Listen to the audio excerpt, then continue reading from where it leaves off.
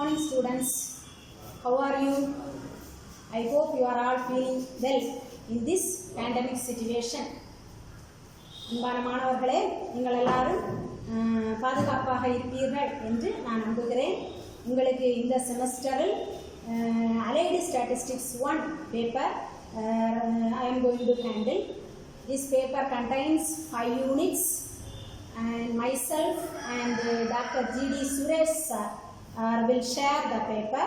So I will take 2.5 units. The remaining 2.5 units will be handled by Dr. Professor Dr. G.D. Suresh. And to begin the session, I am going to start with the third unit. Unit 3, attributes. You all have heard the word statistics. Statistics அப்படிங்கிற வார்த்தை நீங்கள் எல்லாரும் கேள்விப்பட்டிருப்பீங்க. பொதுவாக சொல்லுவாங்க மக்கள் தொகை கணக்கெடுப்பு அப்படின்னு சொல்லுவாங்க. ஸோ மக்கள் தொகை கணக்கெடுப்பு அது கூட ஒரு ஸ்டாட்டிஸ்டிக்ஸ். இதே மாதிரி நிறைய டைப்பில் உள்ள ஸ்டாட்டிஸ்டிக்ஸ் ஆர் அவைலபிள். ஒரு எக்ஸாம்பிள் நான் உங்களுக்கு கொடுக்குறேன். இப்போ ரீசெண்டாக உள்ள ஒரு நம்ம கேஸை எடுத்துக்கிறோம். ஃபார் எக்ஸாம்பிள், நம்முடைய காலேஜில் உள்ள ஸ்டூடெண்ட்ஸோட இன்டர்நெட் ஃபெசிலிட்டி எப்படி இருக்குது அப்படிங்கிறத பற்றி ஒரு ஸ்டடி நடத்துகிறாங்க, ஒரு ஸ்டாட்டிஸ்டிக்ஸ் எடுக்கிறாங்க அப்படின்னு வச்சுக்கோங்க. இப்போது ஸ்டூடெண்ட்ஸ் ஆகிய நீங்கள் எல்லாரும் வீட்டில் அவைலபிளாக இருக்கீங்க, உங்களுடைய ஹோமில் இருக்கீங்க. அப்போ அந்த கணக்கெடுப்பு நடத்தணும் அப்படின்னு சொல்லியாச்சுன்னா முதலாவது உங்களை மீட் பண்ணணும். ஸோ காலேஜிலேருந்து ஒரு டீம் ஆஃப் டீச்சர்ஸ் வராங்க, ஒவ்வொரு ஸ்டூடெண்ட்டோட வீட்டுக்கும் வராங்க, உங்கள்கிட்ட கேட்குறாங்க. ஸோ என்ன வகையிலான இன்டர்நெட் ஃபெசிலிட்டி உங்களுக்கு இருக்குது, லேப்டாப் யூஸ் பண்ணுறீங்களா, மொபைல் ஃபோன் யூஸ் பண்ணுறீங்களா, டேப் யூஸ் பண்ணுறீங்களா, அதோட என்ன மாதிரியான நெட்வொர்க் ஃபெசிலிட்டி இருக்குது, மொபைல் டேட்டா போடுறீங்களா, இல்லை ஃபைபர் நெட் யூஸ் பண்ணுறீங்களா, இல்லை கேபிள் கனெக்ஷன் வழியாக நீங்கள் நெட்டை அவைல் பண்ணுறீங்களா. ஸோ இந்த மாதிரி இன்ஃபர்மேஷன்ஸ் கேதர் பண்ணுவாங்க. அதுக்கப்புறம் எவ்வளோ ஜிபி டேட்டா உங்களுக்கு யூஸ் பண்ண முடியும், உங்களுக்கு பேரண்ட்ஸ் வாங்கி கொடுத்துருக்காங்க அப்படிங்கிற இன்ஃபர்மேஷனை கேட்பாங்க. நீங்கள் பிஎஸ்என்எல் யூஸ் பண்ணுறீங்களா, ஏர்டெல் யூஸ் பண்ணுறீங்களா, இல்லை ஜியோ யூஸ் பண்ணுறீங்களா, இல்லை வோடாஃபோன் யூஸ் பண்ணுறீங்களா. ஸோ இன்னும் நிறைய அவைலபிளாக இருக்கக்கூடிய இதுகளெல்லாம் கேட்பாங்க. ஸோ அப்போ ஒவ்வொரு வீட்லேயும் அந்த ஸ்டூடெண்ட்ஸை சந்தித்து, மாணவர்களாகிட்டவங்களை சந்தித்து அவங்க அந்த இன்ஃபர்மேஷனை எல்லாம் கலெக்ட் பண்ணுவாங்க. ஸோ அப்போ ஸ்டாட்டிஸ்டிக்ஸ் அப்படிங்கிற வேர்டு சொல்லும்போது முதலாவது கலெக்ஷன் ஆஃப் டேட்டா. ஸோ உங்ககிட்ட அந்த பர்டிகுலர் நம்ம எதை முக்கியப்படுத்தி நம்ம தொடங்குறோமோ அந்த இன்ஃபர்மேஷன்ஸ் எல்லாத்தையும் கலெக்ட் பண்ணக்கூடிய அடுத்த வீட்டில் போயிட்டு அந்த ஸ்டூடெண்ட்டோட இன்ஃபர்மேஷனை கலெக்ட் பண்ணுவாங்க. ஸோ இப்படி டிஃப்ரெண்ட் எல்லா மொத்த காலேஜில் உள்ள எல்லா ஸ்டூடெண்ட்ஸையும் மீட் பண்ணி அவங்கள்ட்ட உள்ள இன்ஃபர்மேஷனை எல்லாம் கலெக்ட் பண்ணி எடுப்பாங்க with respect to the internet facility. சரி, ரெண்டாவதாக அவங்க என்ன பண்ணுவாங்கன்னா, ஸோ இந்த டேட்டாவை காலேஜில் கொண்டு போய் வச்சுக்கிட்டு கிளாசிஃபிகேஷன் ஆஃப் டேட்டா. ஸோ நீங்கள் ஒவ்வொரு ஸ்டூடெண்ட்டும் ஒரு ஆள் என்ன யூஸ் பண்ணுவீங்க, ஜியோ யூஸ் பண்ணுவீங்க, இன்னொரு ஆள் பிஎஸ்என்எல் யூஸ் பண்ணுவீங்க, ஏர்டெல் யூஸ் பண்ணுவீங்க. ஸோ அதே மாதிரி ஜிபியில் கூட நிறைய டிஃப்ரென்ஸ் இருக்கும். ஸோ இந்த மாதிரி ஒவ்வொன்றுலேயும் கிளாசிஃபிகேஷன்ஸ். அப்போ ஜியோ யூஸ் பண்ணுறவங்களை எல்லாரையும் ஒரு செட்டாட்டு கிளாஸிஃபை பண்ணுவாங்க, பிஎஸ்என்எல் யூஸ் பண்ணுறவங்கள எல்லாம் இன்னொரு செட்டாக கிளாஸிஃபை பண்ணுவாங்க, கேபிள் கனெக்ஷன் உள்ளவங்கள ஒரு செட்டாக கிளாஸிஃபை பண்ணுவாங்க, மொபைல் டேட்டா யூஸ் பண்ணுறவங்கள இன்னொரு செட்டாக கிளாஸிஃபை பண்ணுவாங்க. ஸோ இந்த மாதிரி எல்லாம் கிளாஸிஃபை பண்ணுவாங்க.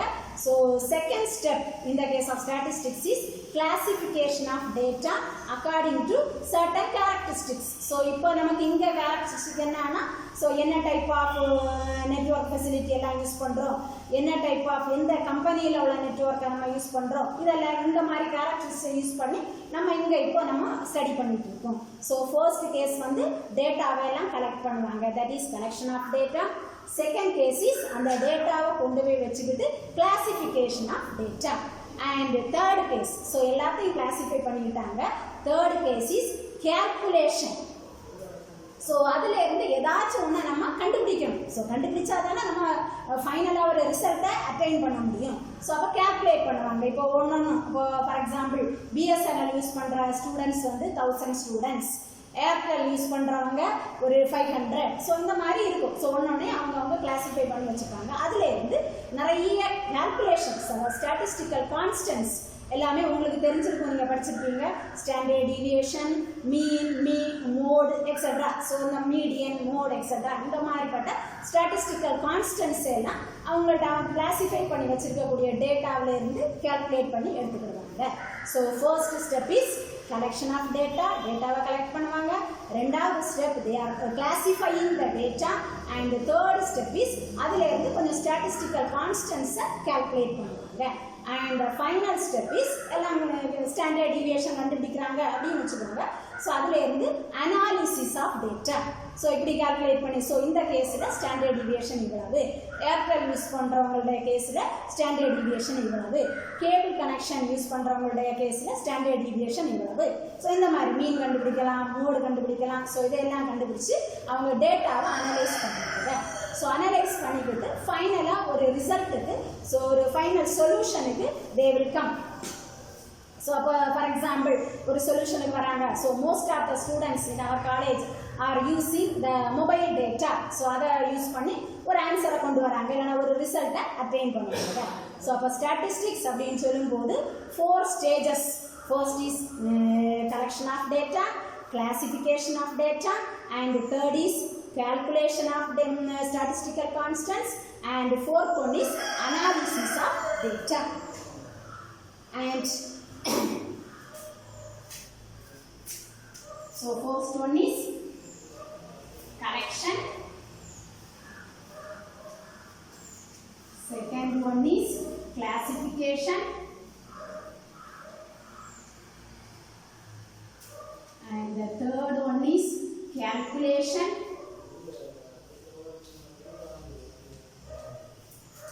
and the fourth one is analysis. So these are all the 4 steps deals with the word statistics.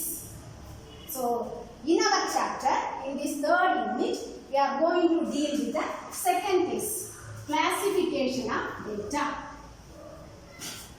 So we can classify the data according to certain characteristics.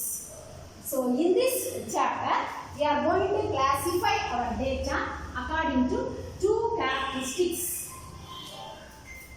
One characteristic is quantitative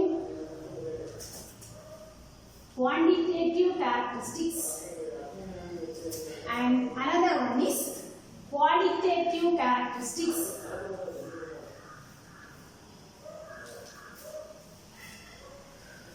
So classification of data can be done based upon certain characteristics. So there are 2 types of characteristics. We are taking these 2 types of characteristics. One is quantitative characteristics, another one is qualitative characteristics. So there, for example, if you consider the set of students in your class.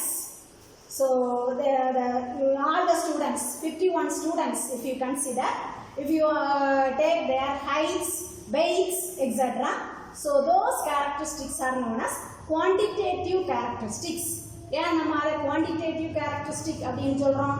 So இப்போ height அப்படின்னு சொன்னால் இவ்வளோ centimetre, wait அப்படின்னு சொல்லியாச்சுன்னா இவ்வளோ kilogram, KG அந்த மாதிரி சொல்லலாம். So நம்ம ஒரு மெஷர் பண்ணி ஸோ இவ்வளோதான் அப்படின்னு சொல்ல முடிஞ்சதுன்னா that is quantitative characteristics. Another one is qualitative characteristics.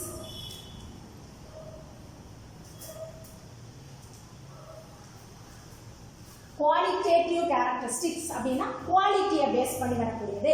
நம்ம கிளாஸில் உள்ள ஒவ்வொரு ஸ்டூடெண்டோட ஹெல்த், அவங்களுடைய ஹெல்த் எவ்வளவு.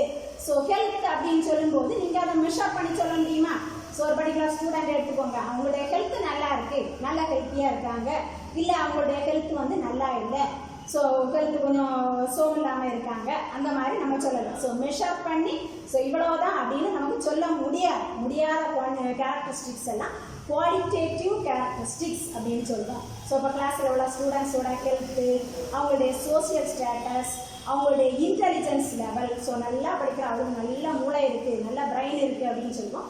ஸோ இல்லை கொஞ்சம் பிரெயின் அவங்களுக்கு கொஞ்சம் கம்மியாக இருக்குது, ஸோ இதெல்லாம் அண்டர்ஸ்டாண்ட் பண்ண முடியலை, எஸ் ஆர் நோ அந்த மாதிரி தான் நம்ம சொல்ல முடியும் qualitative characteristics. So in our chapter we are going to study about the qualitative characteristics. So qualitative characteristics of a population is known as attributes. So attribute அப்படிங்கிற word கம்மி word எதை refer பண்ணும் ஒரு ஆள் இல்லைன்னா எதனுடைய எந்த இதனுடைய குவாலிட்டேட்டிவ் கேரக்டரிஸ்டிக்ஸ் குவான்டிடேட்டிவ் கேரக்டரிஸ்டிக்ஸ்னா நம்ம மெஷர் பண்ணி சென்டிமீட்டர் இல்லைனா கிலோகிராம் இல்லை லிட்டர் ஸோ ஏதாவது ஒரு மெஷர்மெண்ட்டில் யூனிட்டில் நம்ம சொல்ல முடிஞ்சிச்சுன்னா that is quantitative but here we are going to concentrate upon qualitative characteristics so இத்தனை தான் அப்படின்னு சொல்லி மெஷர் பண்ணி சொல்ல முடியாது எஸ் ஆர் நோ அப்படிங்கிற ஆன்சர் தான் இப்போ கொடுக்க முடியும் ஸோ நல்ல சோசியல் ஸ்டேட்டஸ் அவங்களுக்கு இருக்கா அவங்க ஃபேமிலி வந்து ஹை லெவலில் இருக்காங்களா எஸ் ஆர் நோ ஸோ அந்த மாதிரிப்பட்ட qualitative characteristics of a population அப்படின்னு சொல்லும்போது இப்போ ஒரு ஹோல் கண்ட்ரி அப்படின்னு எடுத்தால் ஹோல் கண்ட்ரிக்கு பாப்புலேஷன் ஒரு காலேஜ் அப்படின்னு எடுத்துக்கிட்டிங்கன்னா காலேஜில் உள்ள ஸ்டூடெண்ட்ஸ் இல்லைன்னா காலேஜில் உள்ள டீச்சர்ஸ் எல்லாம் சேர்ந்து ஒரு பாப்புலேஷன் ஒரு வில்லேஜ் அப்படின்னு எடுத்தீங்கன்னா அந்த வில்லேஜில் ஒரு 100 ஃபேமிலிஸ் இருக்காங்கன்னா அந்த 100 ஃபேமிலிஸ் ஒரு பாப்புலேஷன் அப்படின்னு சொல்லும்போது மக்கள் தொகை அப்படிங்கிறத மட்டும் நீங்கள் மீன் பண்ணக்கூடாது ஸோ நம்ம என்ன கான்செப்டில் நம்ம அதை பண்ணிட்டு இருக்கோமோ அங்கே உள்ள எல்லாரும் சேர்ந்த ஒரு குரூப் அதை தான் பாப்புலேஷன் அப்படின்னு சொல்லுவோம் so qualitative characteristics are referred to as attributes. And suppose ஒரு பாப்புலேஷன் நான் சொன்ன மாதிரி மக்கள் தொகை மட்டும் கிடையாது காலேஜ்னா காலேஜில் உள்ள ஸ்டூடெண்ட்ஸு இப்போ ஒரு வீட்டில் உள்ள பாப்புலேஷன் அப்படின்னு சொன்னால் வீட்டில் அம்மா அப்பா அக்கா தங்கச்சி அண்ணன் தம்பி அதே மாதிரி தாத்தா பாட்டி எல்லாம் இருப்பாங்க அவங்களெல்லாம் சேர்ந்து ஒரு பாப்புலேஷன் ஸோ அப்போ அந்த பாப்புலேஷன் அதில் உள்ள அந்த கேரக்டரிஸ்டிக்ஸ் அதை வந்து நம்ம ப்ரெசன்ஸ் ஆர் ஆப்சன்ஸ் வச்சு நம்ம டிவைட் பண்ணலாம் ஸோ ஒரு ஏதோ ஒரு கேரக்டரிஸ்டிக் இருக்குது குவாலிட்டேட்டிவ் கேரக்டரிஸ்டிக் குவான்டிடேட்டிவ்ல குவாலிட்டேட்டிவ் கேரக்டரிஸ்டிக்ஸ் இருக்கா இல்லையா ப்ரெசண்டாக இருக்கா ஆப்சண்டாக இருக்கா அப்படின்னு சொல்லிட்டு நம்ம ரெண்டாட்டு நம்ம இங்கே கிளாஸிஃபை பண்ணுவோம் அதை தான் நம்ம அந்த சாப்டரில் செய்கிறோம் ஸோ அப்போ ஒரு குவாலிட்டேட்டிவ் கேரக்டரிஸ்டிக்ஸ் ப்ரெசண்டாக இருந்துச்சுன்னு சொன்னால் ஸோ அதை வந்து நம்ம பாசிட்டிவ் கிளாஸ் அப்படின்னு சொல்லுவோம் ஒரு குவாலிட்டேட்டிவ் கேரக்டரிஸ்டிக்ஸ் ஆப்சண்டாக இருந்துச்சுன்னு சொன்னால் அதை வந்து நெகட்டிவ் கிளாஸ் அப்படின்னு சொல்லுவோம் positive class and negative class positive class அப்படின்னு சொன்னால் அந்த கேரக்டர் வந்து ப்ரெசண்ட் ஆகிடும் ஸோ நெகட்டிவ் கிளாஸ் அப்படின்னு சொல்லும்போது கேரக்டர் வந்து ஆப்சண்ட் ஆகிடும்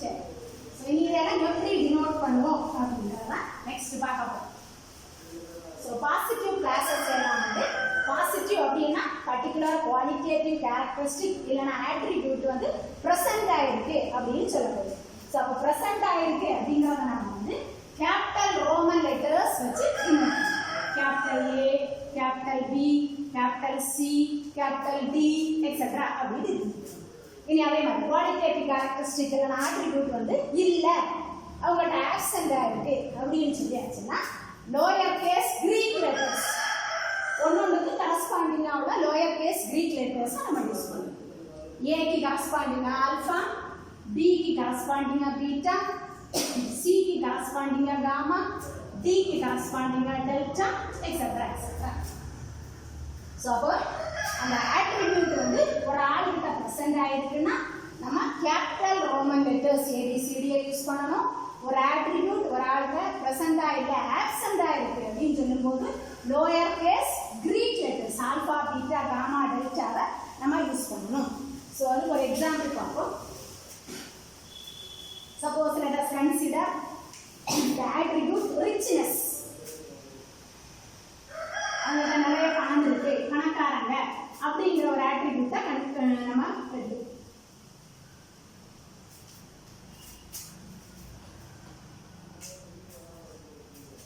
ஸோ இந்த ஆட்ரிபியூட் ஸோ இதில் கேபிட்டல் ஏ அப்படின்னு நம்ம போட்டோம்னா அந்த ஆளுகிட்ட ரிச்னஸ் அப்படிங்கிற ஆட்ரிபியூட் வந்து ப்ரெசென்ட் ஆகிருக்கு இல்லை அவங்க பணக்காரங்க இல்லை நான் ரிச்னஸ் இல்லைன்னா புவர்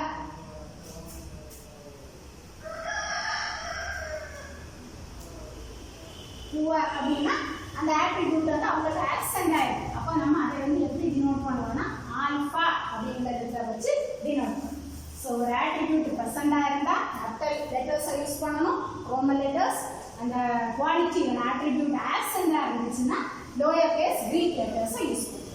ஸோ இப்போ 2 கேரக்டர் நம்ம சொல்கிறோம், இல்லை நான் 2 ஆட்ரிபியூட்டை ஒரே நேரத்தில் காம்பினேஷனா அப்படின்னு சொல்லணும்னு சொன்னேன். அதுக்கு கரஸ்பாண்டிங்காக உள்ள லெட்டர்ஸை கம்பைன் பண்ணி போட்டுட்டா போதும். For example, if the attribute A represents health and capital B represents wealth அப்படின்னு வச்சு. ஸோ இதுக்கு மீனிங் என்ன? ஹெல்த் ஏன்னு போடும்போது ஹெல்த்துங்கிற ஆட்ரிபியூட் அந்த ஆளுகிட்ட ப்ரெசண்டாக இருக்கு. கேபிட்டல் பின்னு போட்டோம்னா வெல்த்துங்கிற ஆட்ரிபியூட் அந்த ஆளுகிட்ட ப்ரெசண்டாக இருக்கு. அதான் மீனிங். ஸோ இனி இருக்க காம்பினேஷன் எப்படி வரும் அப்படின்னு பார்ப்போம். இப்போ நான் ஏபி அப்படின்னு எழுதுறேன்னு வச்சுக்கோங்க. ஸோ அதுக்கு மீனிங் என்ன? மீனிங் என்ன வரும்? அந்த பர்டிகுலர் பர்சன்ஸ் கிட்ட என்னெல்லாம் இருக்கு? ஹெல்த்தும் இருக்கு, வெல்த்தும் இருக்கு. போத் ஹெல்த் அண்ட் ரெண்டுமே இருக்கு. சரியா? ஹெல்த் இருக்கு, ஹெல்த்துக்கு ஏ, ஹெல்த் இருக்கு, எஸ், வெல்த் இருக்கு. Suppose I am writing like this, A beta எழுதுறேன்னு வச்சுக்கோங்க. ஸோ அதுக்கு மீனிங் என்னது? கேபிட்டல் ஏ போட்டா ஹெல்த் இருக்கு, எஸ், ஹெல்த் இருக்கு, ஏஎல் ஹெல்த் இருக்கு. What about this one? Second one capital பீனா வெல்த், அதுக்கு கரஸ்பாண்டிங்கா உள்ள கிரீக் லெட்டர் வந்து பீட்டா. அப்ப பீட்டானா வெல்த் இல்ல, ஹெல்த் இருக்கு, வெல்த் இல்ல, நான் wealth. Right? Suppose I am writing alpha B ன்னு எழுதுறேன்னு வச்சுக்கோங்க. ஸோ அதுக்கு மீனிங் என்னது? இந்த ஆல்பா எதுக்கு கரஸ்பாண்டிங்கா உள்ளது? ஏக்கு கரஸ்பாண்டிங். ஏன்னா ஹெல்த், அப்ப ஆல்பா போடும்போது ஹெல்த் இல்ல, நான் health. And beta means wealth, wealth இருக்கு. And here we will have one more combination, alpha beta. Alpha corresponds to capital A, capital A is possession of health, அப்ப alpha வந்து non health.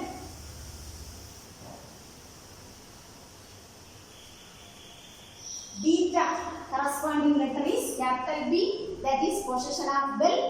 So அப்ப beta போடும்போது நான் wealth.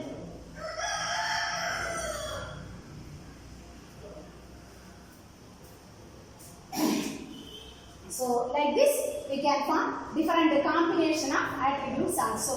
Here you must keep in mind one thing, that is the first letter refers to first attribute, second one refers to second attribute. So the places நீங்க change பண்ணவே கூடாது. So A की முதல் இடம், B की இரண்டாவது இடம், suppose C ன்னு ஒரு ஆட்ரிபியூட் கூட இருந்துச்சுன்னா மூணாவது A B C அப்படினு தான் வரும். So நீங்க அந்த இடத்தை மாத்திர கூடாது. For example A C B, so this is not acceptable. So A की first place, B की second place, C की third place. So அதே மாதிரி இப்ப A எழுதிட்டேன், A பொசிஷன். இனி B க்கு பொசிஷன் அந்த ஆட்ரிபியூட் இல்லாத கேஸ் எழுதும்போது beta C, A beta C. So இந்த பிளேஸ் மாத்திர கூடாது. ஃபார் எக்ஸாம்பிள் பீட்டா AC அப்படினல போடலாம். ஃபர்ஸ்ட் பிளேஸ் A இல்லனா ஆல்பா, அதுக்கு ரெண்டுக்கும் first place. B or beta, for those two we must secure, give them second place, and third place is occupied by C, corresponding Greek letter is gamma. So these things you must keep in mind. You should not change the order. And in table, these attributes capital A and capital B is possession and non-possession. We can represent it in a small table like this. So ஒரு சின்ன table போட்டுட்டோம்னா அதோட combinations நம்ம எப்படி எழுதலாம்? B at the negative side beta non-possession, attribute A அதுக்கு non-possession attribute alpha. So இதுல வேற எதுவும் கிடையாது, இந்த attributes. சரி, இதுக்கு காம்பினேஷன் நம்ம எப்படி எழுதுவோம்? இங்க A இருக்கு, இங்க B இருக்கு, ரெண்டையும் சேர்த்து போட்டுட்டா போடக்கூடாது, பிளேஸை பிஏன்னு போடக்கூடாது. சரி, இது ஏ இங்க இருக்கு, பீட்டா இங்க. So we can write a beta. Don't change the place. Then here we have alpha, here we have b alpha, and the last one alpha.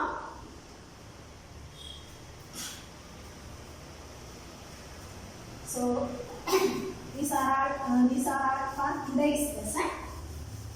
So let me give one small revision. So இன்னைக்கு நம்ம அந்த statistics அப்படின்னு சொல்லும்போது collection of data, second point is classification of data, third point is calculation of data, and the fourth point is analysis of data. So in our chapter, in the third unit, we are dealing with classification of data.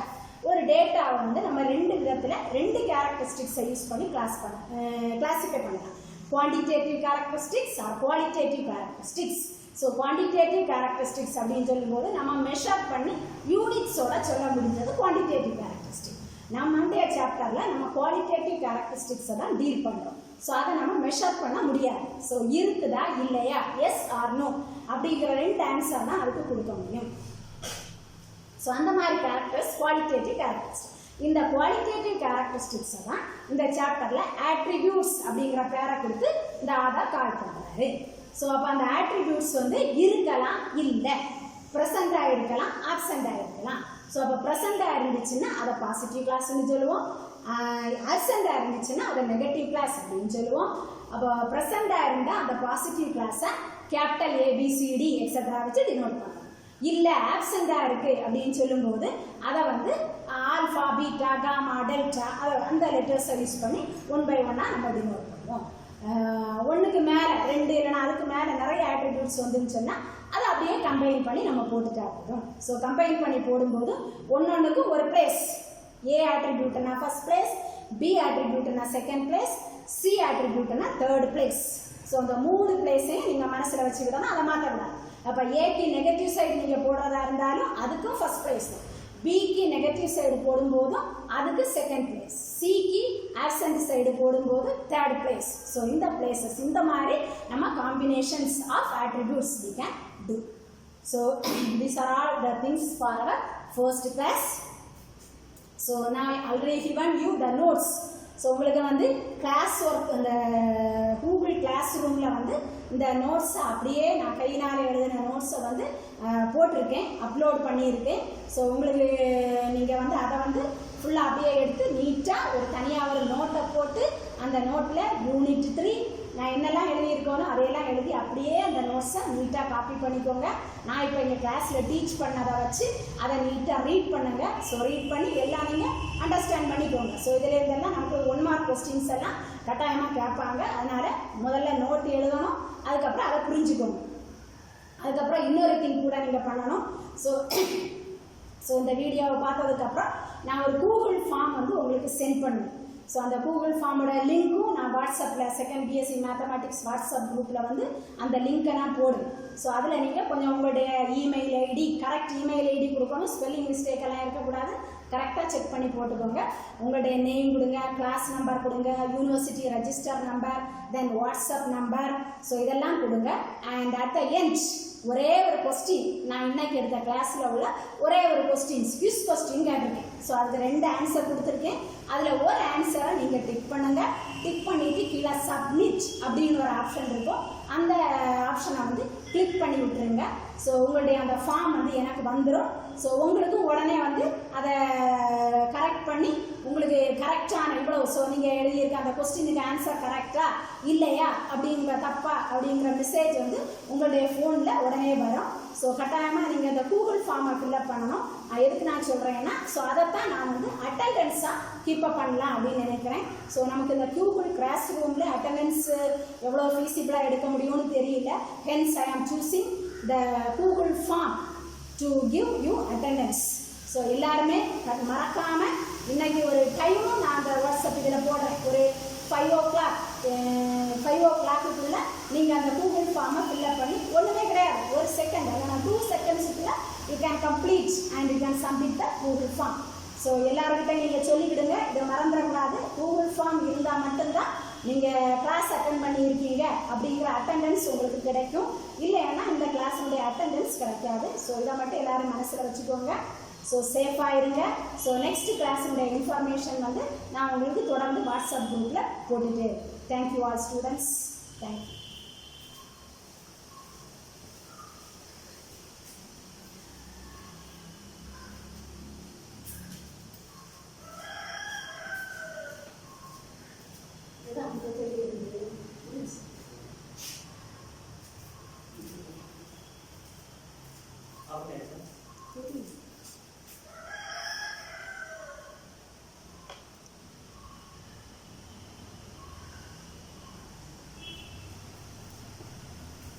Hello, முடிஞ்சது.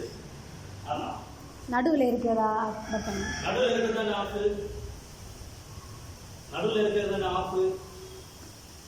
Of பண்றது.